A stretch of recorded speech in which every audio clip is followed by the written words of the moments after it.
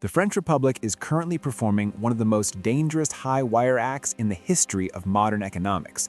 To the outside world, France remains the ultimate symbol of the good life, a land of high-speed trains, 5-week vacations, world-class healthcare, and a social safety net so thick it seems impossible for anyone to fall through. But behind the limestone facades of Paris and the rolling vineyards of Bordeaux, the mathematics of the nation are screaming.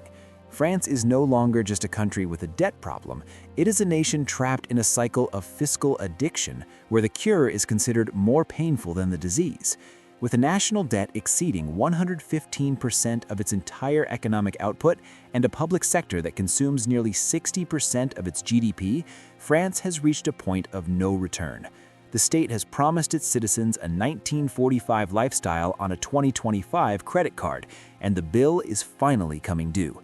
There is no clean exit, no easy reform, and no way out that doesn't involve breaking the very social contract that defines what it means to be French. To understand how one of the world's most powerful economies ended up in this corner, we have to go back to the ashes of 1945. Emerging from the trauma of World War II, France didn't just want to rebuild, it wanted to guarantee that the suffering of the past would never return. This birthed the era of dirigisme, a state-led economic model where the government wasn't just a referee, but the star player. The state took over electricity, gas, coal, banks, and insurance. It created a system where the government would be the ultimate guardian, providing cradle-to-grave security. For 30 years, this worked like a miracle. This era, known as Les 30 Glorieuses, or the 30 Glorious Years, saw the French economy explode. Families moved into modern apartments, purchased their first cars, and enjoyed a level of stability that was the envy of the world. In this golden age, the social contract was simple. Work hard, pay your taxes, and the state will ensure you never face poverty, illness, or an undignified old age. It was a beautiful vision, but it relied on a foundation that was destined to crumble: permanent, high-speed economic growth and a young, expanding population. The cracks began to appear in the 1970s, when the oil shocks hit and global competition from Asia began to gut European manufacturing. The French government faced an existential choice.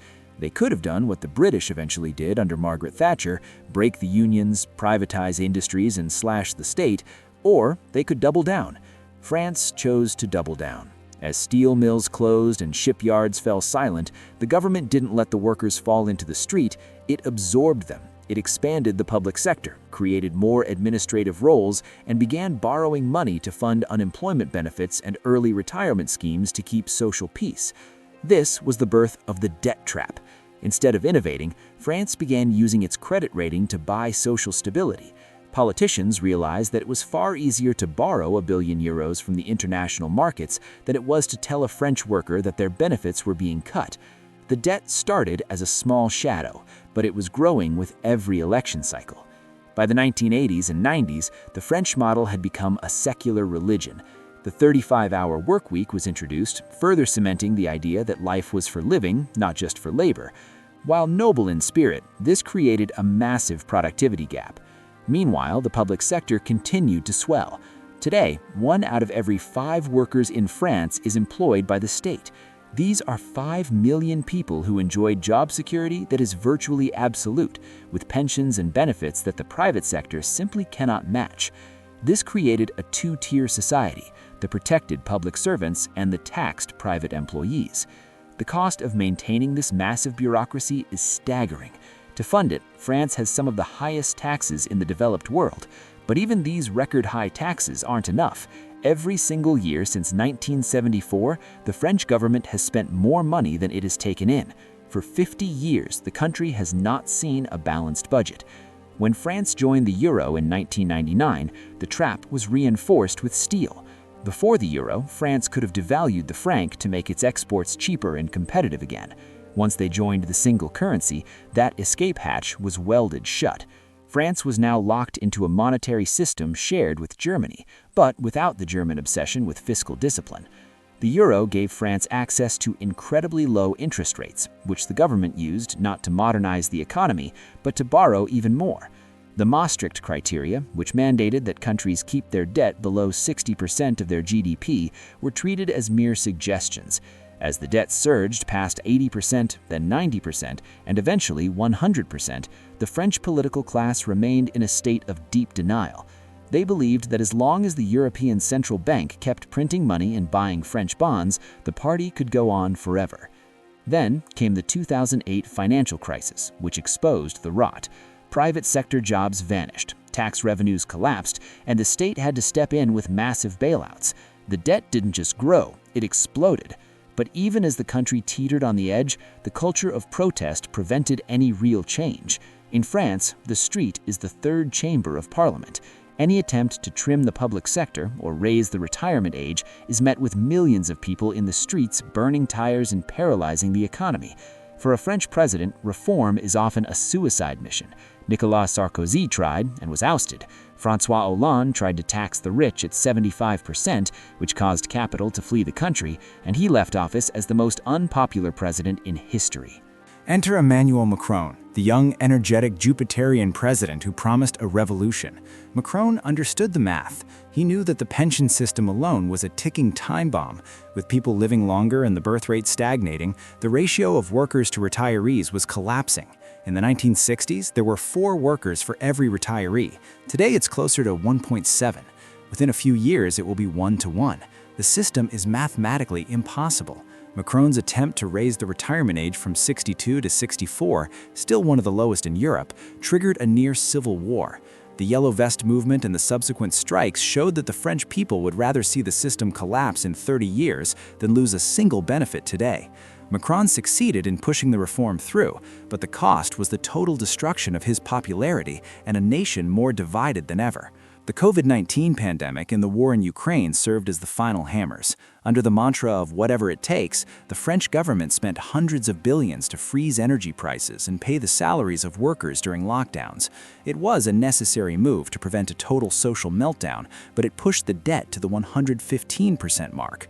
France no longer has any fiscal fat left. The nation is living paycheck to paycheck on a national scale. When the European Central Bank finally stopped its easy money policy and began raising interest rates to fight inflation, the cost of servicing France's debt began to eat the budget alive. France now spends more on interest payments to banks and foreign investors than it does on its entire defense budget. This is the sovereignty trap. A nation that cannot control its debt cannot truly control its future. The demographic reality is perhaps the most terrifying part of the trap. France is an aging society. An aging society requires more healthcare, more elder care, and more pensions, all while having fewer young, productive workers to pay the taxes. This creates a death spiral for the economy. To keep the system afloat, the government must either raise taxes, which are already so high they're stifling innovation and driving the youth to London or Berlin, or it must cut services, which triggers a revolution. There is no third option. Immigration is often cited as a solution, but in France, immigration is a radioactive political issue. The rise of the far right is fueled directly by the fear that the French identity is being diluted to save a failing economic model.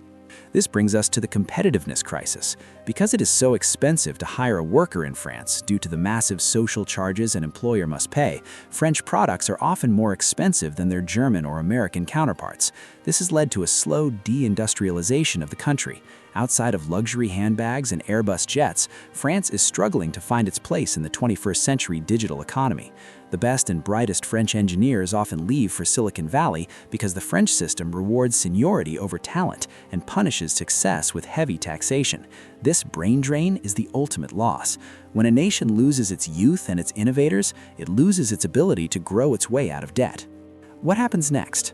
The sword of Damocles hanging over France is the bond market. For now, investors still trust France because it is too big to fail. They assume that Germany or the ECB will always step in to prevent a French default because a collapse of the French economy would mean the end of the euro and the European Union itself. But this moral hazard is dangerous. It allows the French government to keep avoiding the hard choices. If the bond markets ever lose that faith, if they decide that France is Italy with better perfume, interest rates will spike. If France's borrowing costs rise by just 2%, the entire budget will collapse. The state would be unable to pay teachers, police officers, or doctors. The tragedy of the French debt trap is that it was built with the best of intentions. It was built to create a society of dignity, equality, and leisure. But you cannot legislate against arithmetic. You cannot have a 19th century work culture, a 20th century social state, and a 21st century globalized economy all at the same time. The social contract in France is currently a lie that everyone has agreed to believe in. The older generation is holding on to benefits that the younger generation will never see. The public sector is holding on to privileges that the private sector can no longer afford to fund. And the politicians are holding on to a status quo that is mathematically doomed. There is no clean exit, because any real solution would require a total cultural, psychological shift. It would require the French people to accept that the state cannot be their parent. It would require a dismantling of the administrative state that has governed the country since the time of Napoleon. It would require an admission that the 30 glorious years were an anomaly, not the permanent state of man.